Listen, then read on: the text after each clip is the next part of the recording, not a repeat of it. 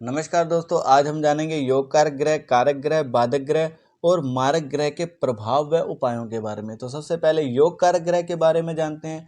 योग कारक ग्रह क्या होते हैं? जो केंद्र और त्रिकोण के मालिक हो। इसमें शुक्र जो है वो केंद्र का भी मालिक है और त्रिकोण का भी मालिक है, इसलिए वो योग कारक ग्रह हो गया।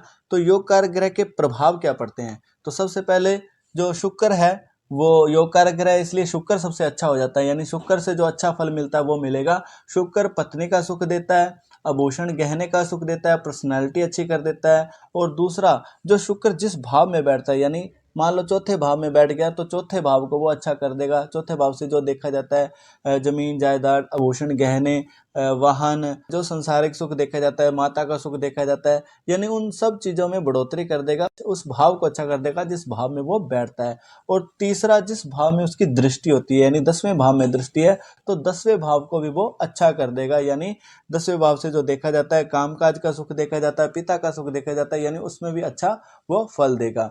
ये हो गया। बस शर्त यह है कि वो शुक्र ग्रह, यानी जो भी योग कारक ग्रह है, वो बाल अवस्था में ना हो, मृत अवस्था में ना हो और अस्त ना हो। क्योंकि जब वो बाल अवस्था, मृत अवस्था में या अस्त अवस्था में होता है तो वो ग्रह कमजोर हो जाता है और अपना शुभ फल नहीं दे पाता। तो ऐसे अगर मान लो कोई ग्रह अच्छा है और वो कमजोर हो गया है तो उसको बलवान करने के लिए हमें क्या करना है? रतन डालना है। अगर अगर कोई ग्रह अच्छा है तो और वो कमजोर अवस्था में पड़ा है तो उसके लिए हम क्या कर सकते हैं? रतन डाल सकते हैं। ठीक है, क्योंकि उसके पावर को बढ़ाना होता है और उसके जाप वगैरह भी हम करवा सकते हैं। और सेम कारक ग्रह में भी वही है। यहाँ पर मान लो कारक ग्रह शनि, शुक्र और बुध है, क्योंकि कारक ग्रह त्रिकोण भाव के स्वामी होते हैं। यानी त्रिकोण भाव ये हो गया, यानी इन त्रिकोण भाव में शनि, शुक्र और बुध की राशियां बैठी है, यानी कि शनि, शुक्र और बुध त्रिकोण भाव के स्वामी हो गए। और ये आप तो खुद अच्छे फल देंगे ही देंगे, और जिस भाव में बैठेंगे उस भाव को भी अच्छा करेंगे, और जिस भाव में उसकी दृष्टि है उनको भी अच्छा करेंगे। यानी सेम योग कारक ग्रह की तरह ये फल देते हैं। ये हो गया। अब इनका भी सेम रूल है, बाल अवस्था, मृत अवस्था, अस्त अवस्था में ये नहीं होने चाहिए। अगर इन अवस्था में है तो इनका रतन डाल सकते हैं, जाप करवा सकते हैं। ये इनके उपाय हैं। ये हो गया। अब चलते हैं बाधक ग्रह की ओर। जब चर लगन की कुंडली हो, यानी 10वीं राशि चर राशि होती है। अगर आपने पिछला चैप्टर नहीं देखा तो आप वो देख लो, तभी आपको ये चैप्टर की समझ आएगी। यानी 10वीं राशि चर होगी, चर लगन की कुंडली हो तो 11वें भाव का स्वामी जो होता है वो बाधक ग्रह कहलाता है। तो 11वें भाव का स्वामी कौन सा है? मंगल। तो मंगल बाधक ग्रह है, यानी मंगल जिस भाव में बैठेगा उस भाव में बाधा उत्पन्न करेगा। यानी 7वें भाव में मंगल बैठ गया जैसे, तो 7वें भाव में बैठने से वो एक तो विवाह शादी में अड़चले पैदा करेगा। अगर कोई पार्टनरशिप का काम करना चाहते हो तो उसमें भी वो अड़चले पैदा करेगा, जब इसकी दशा अंतरदशा आएगी तब। ठीक है, तो इसके लिए हमें उपाय क्या करने चाहिए? अगर कोई ग्रह बुरा है तो उसके लिए हमें दान करने चाहिए। ठीक है, यानी मंगल की जो वस्तु है हमें दान करनी चाहिए, लाल चीजें दान करनी चाहिए, जिससे मंगल ग्रह अच्छा फल दे सके।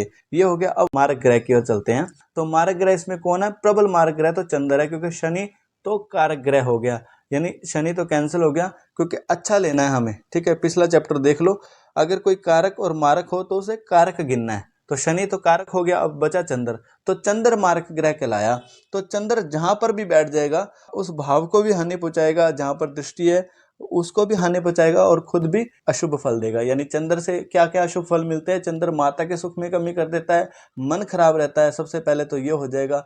दूसरा, चंद्र दूसरे भाव में बैठा है तो दूसरे भाव से क्या देखा जाता है? धन का सुख देखा जाता है, कुटुंब का सुख देखा जाता है, उसमें भी कमी कर देगा। और चंद्र की दृष्टि 8वें भाव में पड़ रही है तो 8वें भाव में यानी आयु देखी जाती है, आयु को कम कर देता है, मृत्यु तुल्य कष्ट भी देता है।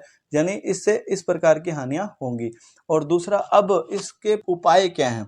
अगर कोई मारक ग्रह है तो सबसे पहले उनकी वस्तुओं को अवॉइड करना स्टार्ट कर दो। यानी जैसे मान लो चंद्र है तो चंद्र की सफेद वस्तु होती है तो सफेद वस्तुएं से आप परहेज करो, यानी सफेद वस्तुएं मत डालो और सफेद वस्तुएं की कोई चीजें ग्रहण भी मत करो।